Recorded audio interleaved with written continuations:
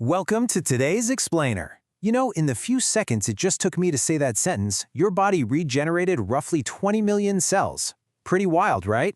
We're going to explore the absolute marvel that is the human body, diving headfirst into this hidden, microscopic world that's busily working away inside you right this very second.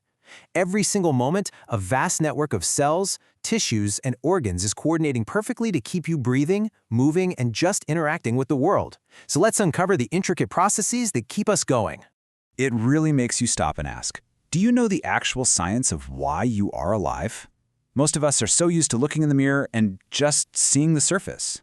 We only really think about our bodies when our muscles ache after a tough workout, or maybe when we feel a cold coming on. But right beneath your skin is this constant, literal storm of electrochemical communication and mechanical precision that's responsible for your everyday existence. So how do all these distinct parts actually communicate and get the job done? Well, to answer that, we turn to physiology. Basically, this is the study of how human and animal bodies actually work, looking at everything from the tiniest microscopic cells to our absolute largest organs. But at a higher level, physiology is essentially the study of homeostasis. That's how your body fiercely maintains a stable, calm internal environment, even when there's absolute chaos happening on the outside.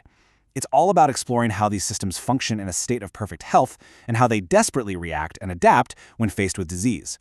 Now, you might be thinking, isn't that just anatomy? But there's a really crucial difference here. Think of anatomy as the physical map of a brand new city you just moved to. It's the roads, the buildings, the physical structures you can actually see. Physiology, on the other hand, is the inner workings of that city. It's the bustling life, the rush hour traffic patterns, the day-to-day operations. The map is essential, sure, but physiology is the active pulse that makes the city live and breathe. Think about it. If you really want to know how your city works, you wouldn't just stare at a piece of paper, right? You'd watch how a massive wave of tourists affects the bus schedules. Or, on a more serious note, you'd look at how a natural disaster, like a hurricane, completely disrupts normal operations. Inside our bodies, a viral infection or a sudden heart attack acts exactly like that hurricane.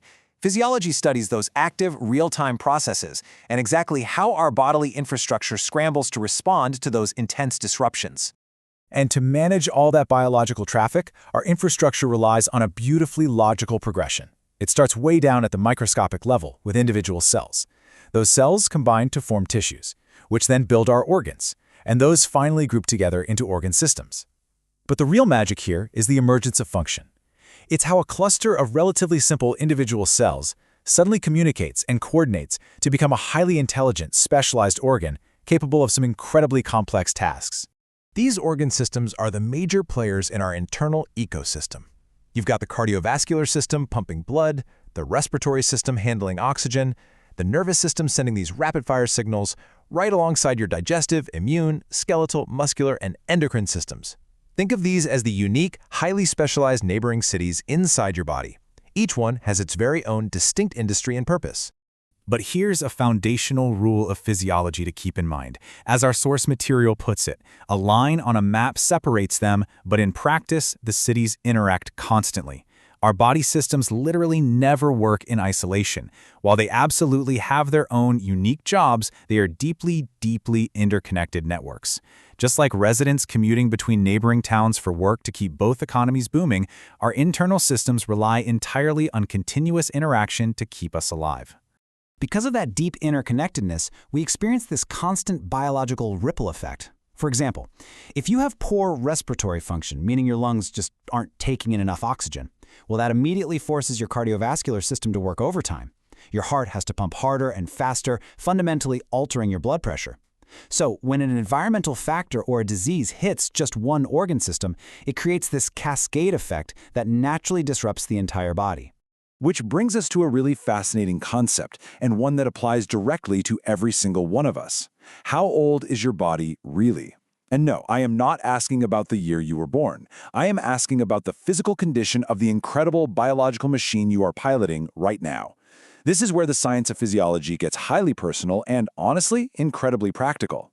See, we have your calendar age, which is just a fixed number telling us how many years you've been alive. But then we have your physiological age, which refers to how well your body actually functions. And here is the best part. While you obviously cannot change your birthday, your physiological age is incredibly malleable. Doing things like eating a heart-healthy diet and getting regular exercise actively maintains cellular elasticity, keeps your blood vessels pliable, and tangibly lowers your physiological age over time.